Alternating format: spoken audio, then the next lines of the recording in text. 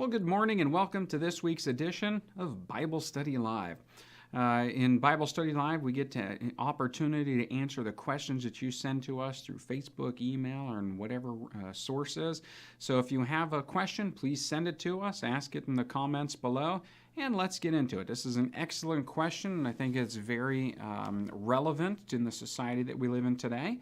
Question came through on Facebook, and it is, does the Bible say how to determine what dressing like the opposite sex is? See Deuteronomy 22, verse 5. Well, I think what they may be wondering is, the Bible seems to condemn dressing like the opposite sex, but how does it determine what the clothing is? But let's take a look at the actual Bible verse. So in Deuteronomy 22, 5, says, "A woman shall not wear anything that pertains to a man, nor shall a man put on a woman's garment, for all who do so are an abomination to the Lord."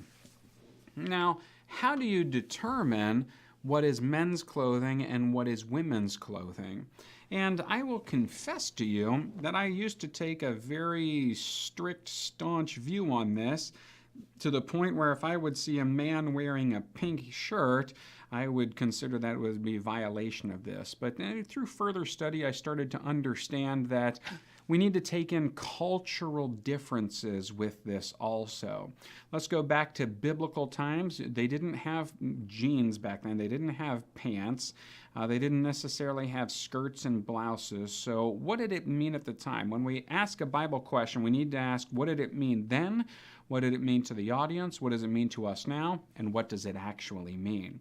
So I think we can see relevance into this now. So the Bible would clearly condemn I think that we can safely say, a man that is wearing a skirt in a culture where it is not considered men's clothing to wear a skirt, and makeup and hair and looking like a woman. Why? Because in the beginning, God created man and woman equal, but different. And we ought to appreciate those differences. And we see this blending now where the devil is trying to blur the lines of our gender identities. And now it's even to the point where there are some places that are trying to make it so you don't even tell the child what their sex is when they're born. You just let them figure out as they get older. And that's actually a form of child abuse. And there are those that are struggling with gender identities. And when they actually make the transition from a man to a woman, they think it will make them happier. They think it will alleviate depression. And actually it doesn't, because you haven't fixed the problem. The problem is in the mind. The problem is not in the body. So all the studies seem to suggest that the transition doesn't fix anything. So this idea that a man wanting to be a woman or a woman wanting to be a man, God has given us the distinction and guidelines that we need to keep these genders separate. So if you're asking, in a first world country in modern society, what does it mean that a man should dress like a man? I think we can, say that it would be safe that the skirts should stay on the women, and maybe even the manly clothes should dress like a man. Now, what about should women wear pants?